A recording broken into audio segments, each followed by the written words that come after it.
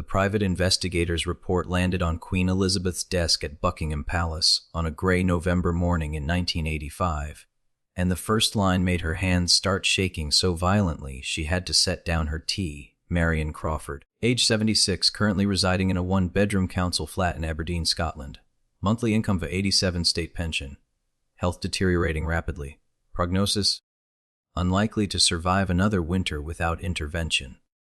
The woman who had raised her, who had taught her everything from mathematics to how to curtsy properly, who had been more mother to her than her actual mother in many ways, was dying alone in poverty, while Elizabeth sat in a palace signing papers and attending garden parties, and living a life of unimaginable privilege that Crawfie had helped prepare her for. And the reason Crawfie was dying in poverty, the reason the royal family had abandoned her to this fate, the reason no one had checked on her in 33 years, was because she'd committed the unforgivable sin of telling the truth. She'd written a book, a harmless, affectionate memoir about her time as royal governess. And for that crime, the institution Elizabeth served had sentenced Crawfie to a lifetime of exile, poverty, and erasure. But here was the truly devastating part, the detail that would haunt Elizabeth for the rest of her reign. She'd known. She'd known they'd cut Crawfie off, had known the punishment was cruel and disproportionate, had known her beloved teacher was suffering, and she'd done nothing. For 33 years she'd chosen the institution over the person, duty over love, the crown over Crawfie. And now Crawfie was dying, and Elizabeth finally had to confront what that choice had cost. Not just Crawfie, but herself. What kind of person abandons someone who loved them? What kind of queen allows loyal servants to be destroyed for minor infractions? And what kind of human being can live with that knowledge and still sleep at night? The memories came flooding back as Elizabeth sat there holding the report, unable to move, unable to think beyond the crushing weight of guilt. Crawfie had arrived at 145 Piccadilly in 1933, when Elizabeth was just 7 years old, a young Scottish woman, bright and enthusiastic, hired to educate the Duke of York's daughters. And she'd been magical. Patient where Elizabeth's previous governesses had been strict. Fun where they'd been formal. She'd taught Elizabeth and Margaret academics, yes, but also life. How to be curious, how to think critically, how to see beyond the gilded cage of royal privilege. She'd taken them on adventures, to museums and the underground and swimming pools, showing them a London most royal children never experienced. She'd been the one who noticed when Elizabeth was sad, who sat with her during thunderstorms, who made learning feel like joy instead of obligation. She'd been family. More than family, she'd been the person who actually raised them while their parents were consumed by royal duties, and later by the abdication crisis and war. When Elizabeth's uncle abdicated, and suddenly she was heir to the throne, it had been Crawfie who helped her process the terror of that burden. When her father became king, and everything changed overnight, Crawfie had been the constant, the steady presence who made sure the little princesses felt safe and loved despite the chaos. 17 years. Crawfie had given 17 years of her life to raising Elizabeth and Margaret, had sacrificed her own chances at marriage and family. She'd been engaged when she took the position, and her fiancé had eventually left her because she wouldn't leave the princesses. Had devoted herself completely to the girls, asking for nothing except their love and the honor of service. How had that devotion been repaid? Elizabeth remembered 1950 like it was yesterday, though 35 years had passed.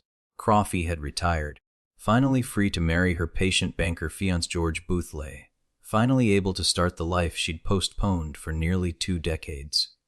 The family had been sad to see her go but grateful for her service. They'd given her a grace and favor cottage, a modest pension their blessing.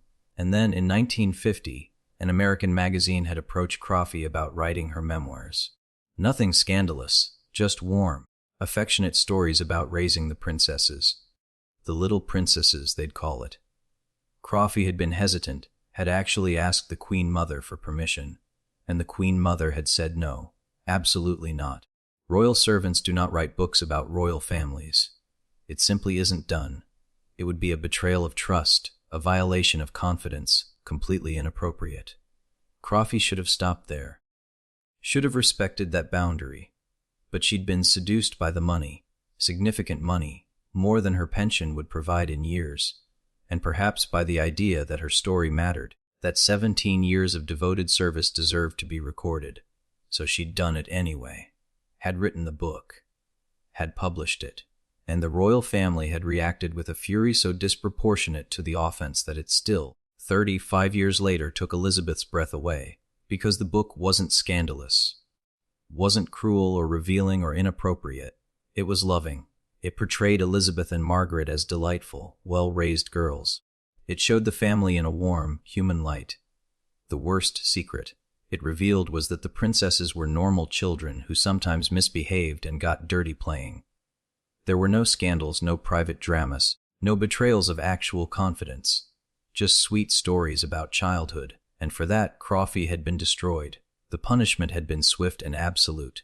The Queen Mother, sweet, beloved Queen Mother who the public thought was all warmth and kindness, had led the charge with ruthless efficiency. Crawfie was immediately cut off from all contact with the family. No more Christmas cards, no acknowledgement of letters, no response to birthday greetings. Complete social death. The Grace and Favor Cottage was revoked. Her modest pension was reduced to the legal minimum. Her name became unmentionable in palace circles. Staff were instructed never to speak of her, to pretend she'd never existed. Worst of all, a whisper campaign began. Crawfie was a traitor, a betrayer of trust, a woman who'd exploited her position for profit. Never mind that she'd given 17 years of devoted service. Never mind that her book was affectionate and kind. Never mind that other royal servants had done far worse and been forgiven.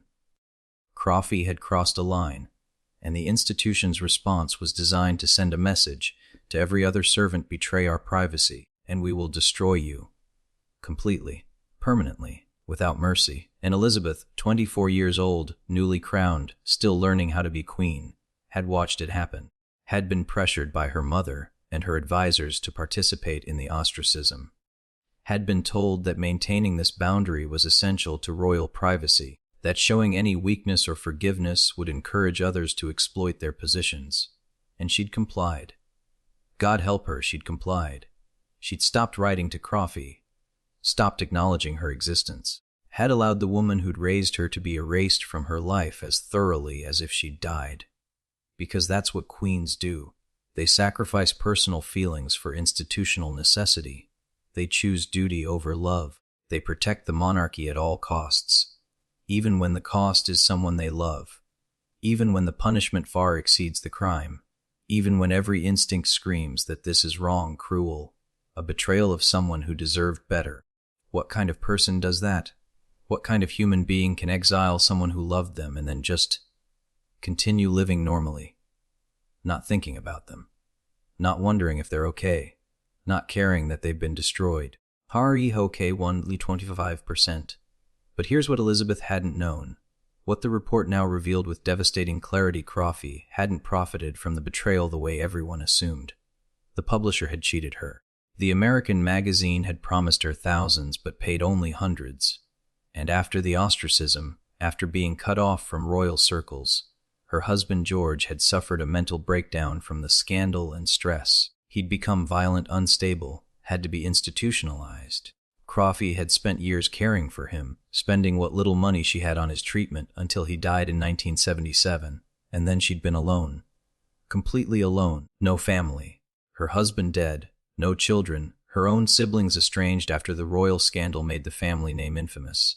No friends. Anyone who'd associated with her risked royal displeasure, so one by one, old friends had drifted away. No money. The book proceeds long gone, her pension barely covering rent and food.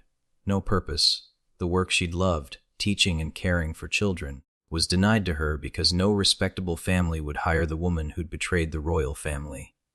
For 33 years, Crawfie had lived in exile, moving from place to place as finances failed, growing older and sicker and more isolated, writing letters to Elizabeth that went unanswered, sending Christmas cards that were returned unopened, watching from poverty as the girl she'd raised became the most celebrated monarch in the world, living in palaces adored by millions, while Crawfie slowly disappeared into obscurity and destitution. And the cruelest detail in the report: Crawfie kept a scrapbook, newspaper clippings about Elizabeth, photos from magazines, stories about the Queen's triumphs and travels. She'd followed Elizabeth's entire reign from poverty, still proud of the girl she'd raised, still loving her despite the abandonment, still hoping that someday, somehow, Elizabeth might forgive her, might remember the 17 years of love and devotion, might care that Crawfie was suffering.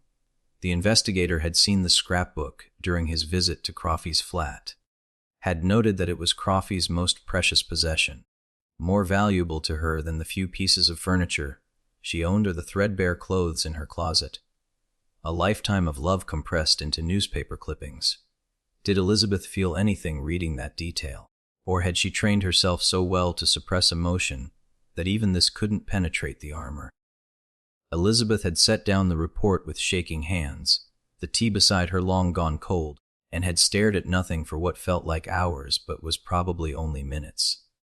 The guilt was physical, nauseating, a weight pressing on her chest that made breathing difficult. She'd done this. Not directly, perhaps.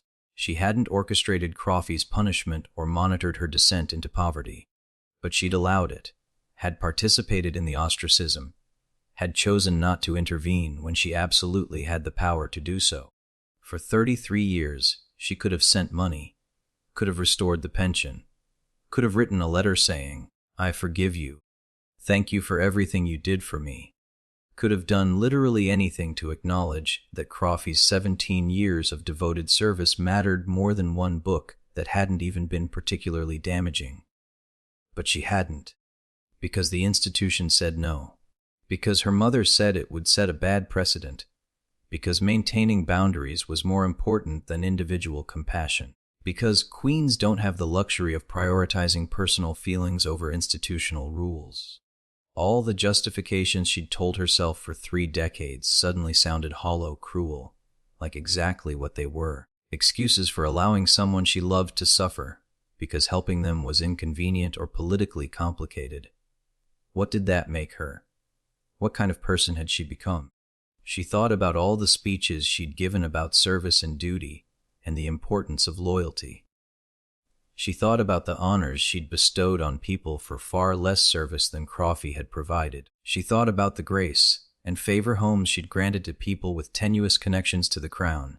And she thought about Crawfie in a 1-bedroom council flat, living on the $87 a month, dying alone. The contrast was obscene. The injustice was staggering. And Elizabeth's complicity in it was undeniable. She could blame the institution all she wanted. And it was true that the institution had demanded this cruelty. But she was the institution. She was the queen.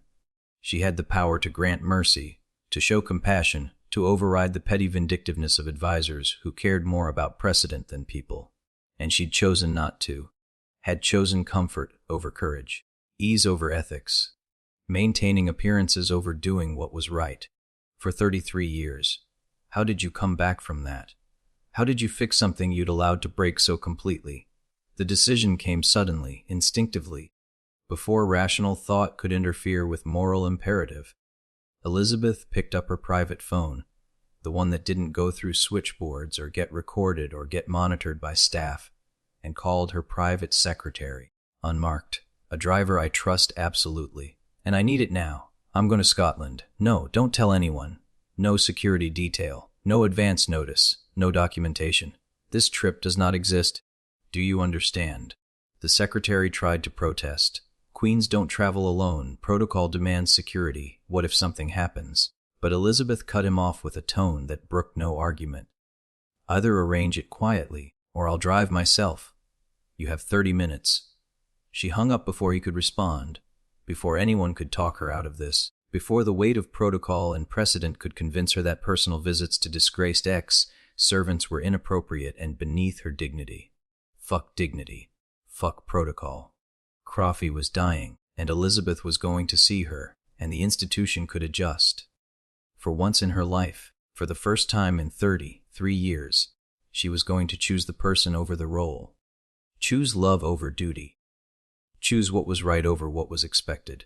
Was it too little, too late? Absolutely. Was it going to fix 33 years of suffering? Of course not. But it was something.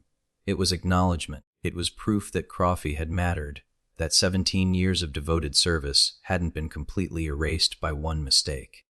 It was the absolute least Elizabeth could do, and if it cost her politically, if it created precedent problems, if it caused complications with palace management, good. Let it. Some things mattered more than maintaining institutional boundaries. Some people deserved better than being sacrificed to protect royal privacy, and Crawfie was one of them. Elizabeth changed into ordinary clothes, a simple dress, a headscarf, glasses she rarely wore in public. She looked in the mirror and barely recognized herself, without the usual armor of formal dress and jewelry and perfect hair. She looked like what she was, a middle-aged woman preparing to visit someone she'd wronged, someone she loved, someone she'd abandoned. The woman in the mirror looked guilty and scared and determined. Good. That's what she should look like. That's what 33 years of complicity and cruelty should look like on a person's face. Her REO-ly 40%. The drive to Aberdeen took 9 hours. 9 hours of sitting in the back of an unmarked car with her thoughts and her guilt and the growing dread of seeing Crawfie after 3 decades of silence. What would she say? Sorry I let them destroy you for writing a book that wasn't even bad. Sorry I chose institutional rules over the woman who raised me. Sorry I'm only showing up now that you're dying, and it's too late to actually fix anything. The apologies all sounded inadequate, hollow, pathetic attempts to assuage guilt that couldn't be assuaged. But she'd say them anyway. Would kneel if she had to. Would beg forgiveness even though she didn't deserve it. Would do whatever it took to make sure Crawfie knew, at the end, that she'd mattered, that she'd been loved, that her exile had been wrong and cruel, and not a reflection of her worth, but of the institution's moral bankruptcy. The driver, a man Elizabeth trusted, someone who'd served her family for decades, said nothing during the drive, understanding that this trip was private, painful, not his business to question or discuss. When they finally reached Aberdeen, rain was falling, gray and cold and appropriate to the mood. The council flats were exactly as depressing as Elizabeth had imagined, rows of identical gray buildings, laundry hanging in windows, children playing in puddles, the kind of housing provided to people with no other options. This is where Crawfie lived. This is where the woman who'd raised a queen had ended up. The contrast between this and Buckingham Palace was so stark it made Elizabeth physically ill. She'd lived in comfort while Crawfie suffered. Had attended banquets while Crawfie struggled to afford food. Had worn tiaras worth millions while Crawfie counted pennies for heating. The guilt was crushing, deserved, unavoidable. She climbed the stairs to Crawfie's flat. No elevator, of course. Just narrow concrete stairs that smelled of damp and cooking and poverty, and stood outside door 37 trying to find courage she didn't feel. What if Crawfie wouldn't see her? What if she slammed the door in Elizabeth's face? What if 33 years of abandonment had killed whatever love had once existed? Elizabeth would deserve that rejection, would accept it, would understand it completely. But she hoped, desperately, selfishly, that Crawfie might still have some small piece of affection left. Enough to let Elizabeth say goodbye. Enough to let Elizabeth apologize. Enough to let Elizabeth prove, however inadequately, that Crawfie hadn't been forgotten. Not really, not completely. She knocked. Soft at first, then louder when there was no immediate response, and then the door opened. Crawfie looked ancient. That was Elizabeth's first thought, shocking and painful. The woman in the doorway was stooped and gray, and so thin that her clothes hung on her frame like they were draped on a skeleton. Her face was lined deeply, aged far beyond her 76 years by hardship and loneliness and illness. But her eyes were still Crawfie's eyes, bright and intelligent and kind. They widened when she saw Elizabeth, confusion crossing her face because Elizabeth was in ordinary clothes, was unrecognizable without the usual trappings of royalty. And then recognition hit. Those bright eyes filled with tears. Crawfie's hand went to her mouth, stifling a gasp. Lilibet, the childhood nickname, unused for decades, hit Elizabeth like a physical blow. Only Crawfie had called her that. Only Crawfie had been allowed that intimacy. Hearing it now, after 33 years of silence, made Elizabeth's own eyes fill with tears she couldn't control, didn't try to control. "Hello, Crawfie," Elizabeth managed, her voice breaking on the name. "May I come in?" Crawfie just stared for several seconds, as if unable to process that this was real, that Elizabeth was actually here, standing in a council flat hallway in Aberdeen, and then she stepped back wordlessly, holding the door open, and Elizabeth entered the flat, where the woman who'd raised her had been living in poverty for decades, while Elizabeth did nothing. The flat was tiny, one main room serving as bedroom and living room and kitchen combined, a small bathroom visible through a half-open door. The furniture was sparse and old, a single bed, a worn armchair, a small table with 2 chairs. But it was clean, meticulously so, maintained with the same standards Crawfie had taught the princesses decades ago. And on every available surface, the table, a small shelf, the narrow windowsill, were photographs, not of Crawfie's life, but of Elizabeth's. Magazine clippings in frames, newspaper photos carefully preserved. The scrapbook the investigator had mentioned sat on the table, thick with decades of collected memories. Crawfie had been documenting Elizabeth's entire reign from poverty, still loving her, still proud of her, despite everything. The sight of it destroyed Elizabeth completely. She stood in the middle of that tiny flat, surrounded by evidence of Crawfie's enduring love, and broke down sobbing, ugly, heaving sobs that came from somewhere deep and painful. 33 years of suppressed guilt finally finding release. Haarioka 3 low 60%. I'm so sorry. The words came out broken, inadequate, drowning in tears. I'm so sorry, Crawfie. I should have come sooner. Should have done something. Anything. You didn't deserve what they did to you. What we did to you. What I did to you.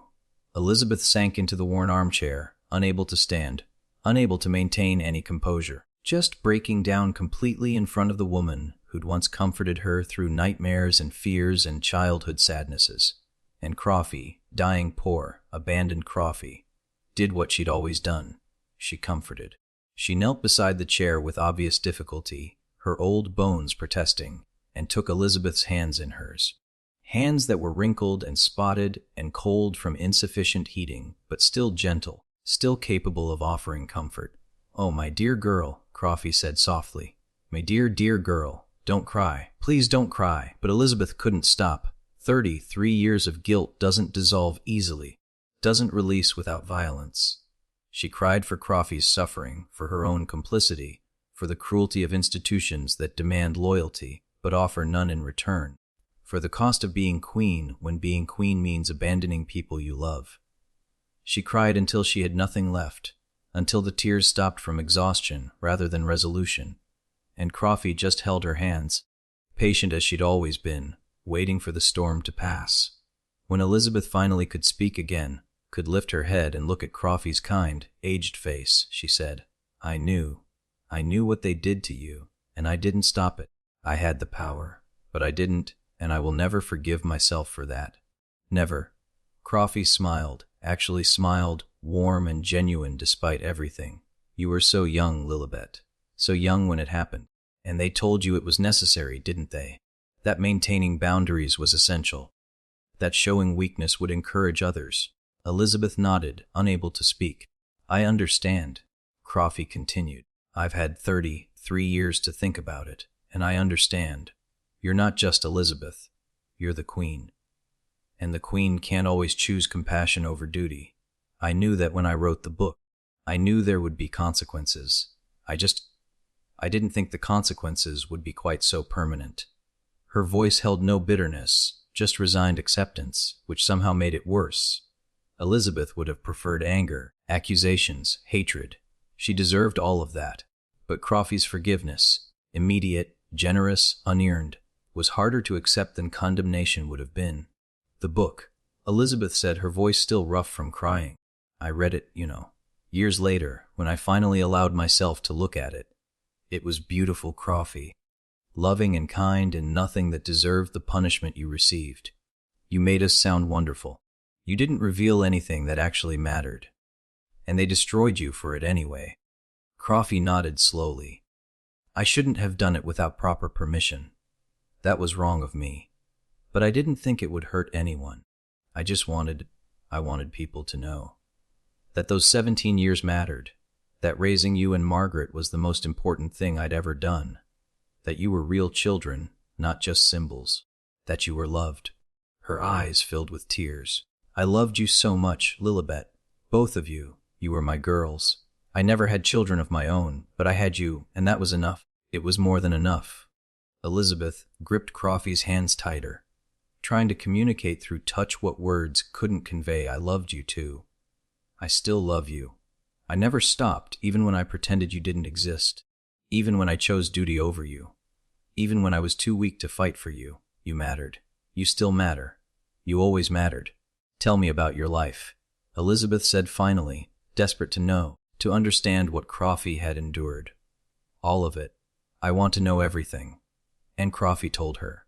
About the years after the book, when the scandal had consumed everything. About George's breakdown, his violence, his eventual death. About moving from place to place, always cheaper accommodations, always less money. About the loneliness, the isolation, the slow realization that she'd been completely erased from the lives of the people she'd loved most. About the letters she'd written to Elizabeth. Dozens of them over the years. That went unanswered. About the Christmas cards returned unopened. About watching Elizabeth's reign from poverty and still feeling proud. Still feeling that raising her had been worthwhile. Still loving her despite the abandonment. About getting older and sicker and poorer, until this council flat and the 87 a month, and the growing certainty that she'd die alone and forgotten. She told it all matter-of-factly, without self-pity, as if recounting someone else's life rather than her own tragedy. And Elizabeth listened with growing horror, growing guilt, growing rage at a system that could do this to someone. That could take 17 years of devoted service and repay it with exile and poverty and erasure. What the fuck was the point of monarchy, if this is what it did to people? What was being queen worth if it required this level of cruelty? How had she lived with this for 33 years? RE 48%. I'm going to fix it, Elizabeth said suddenly, with a certainty that surprised even her. I know it's too late to undo the damage. I know 33 years of suffering can't be erased, but I'm going to fix what I can. You're going to have a proper home, a real pension, the best medical care available. Everything you should have had all along, and I'm going to make sure everyone knows, everyone who matters, that what was done to you was wrong, that you deserved better, that I should have fought for you and I didn't, but I'm fighting now. Crawfie shook her head gently. Lilibet, I'm dying. The doctors have given me maybe 6 months. There's no point in grand gestures now. Then we have 6 months, Elizabeth said fiercely. 6 months to make sure you're comfortable and cared for and know that you mattered, that you were loved, that your exile was never deserved and never reflected your worth. She stood, pulled Crawfie up with her, held the old woman's frail body against her own. I'm not leaving you again, Crawfie. Not now, not ever. Whatever time you have left, you won't spend it alone. And she meant it. For the next 6 months, Elizabeth visited Crawfie regularly. Not as queen, never in formal capacity, never with press coverage, never with the official acknowledgement that would have truly restored Crawfie's reputation, because that would have required admitting the original punishment was wrong, and institutions don't admit wrongdoing, not even when it's obvious. But privately, personally, Elizabeth was there. She moved Crawfie to a comfortable cottage, paid for by Elizabeth's private funds. She arranged for full-time care for doctors for anything Crawfie needed.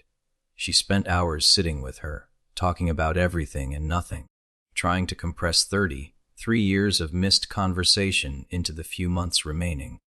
She brought photographs from the archives, pictures of Crawfie with young Elizabeth and Margaret, evidence that the 17 years had existed, had mattered, hadn't been erased despite the institutional attempt to pretend otherwise. She read Crawfie's book finally, all of it, and told her honestly that it was beautiful and kind, and that the punishment had been grotesquely disproportionate. She apologized, over and over, for not being brave enough to fight for Crawfie, when it would have actually mattered. And Crawfie forgave her, over and over, with a grace Elizabeth didn't deserve and couldn't earn, but accepted because refusing it would have been one more cruelty inflicted on a woman who'd suffered enough. Crawfie died in April 1986, peacefully in the cottage Elizabeth had provided, with Elizabeth holding her hand. Her last words were, "Thank you for coming back, my dear girl. Thank you for remembering. And Elizabeth, crying at the bedside of the woman who'd raised her, could only nod and hold that frail hand and wish desperately that she'd been brave enough to do this 33 years earlier, when it would have prevented decades of suffering, when it would have actually mattered. The funeral was small and private. Elizabeth couldn't attend officially, couldn't risk the questions and speculation that would follow if the Queen appeared at the funeral of a disgraced ex-servant. But she sent flowers, arranged for the burial costs, made sure Crawfie was laid to rest with dignity, and back at Buckingham Palace, in her private rooms where no one could see, Elizabeth finally allowed herself to fully confront what Crawfie's story meant.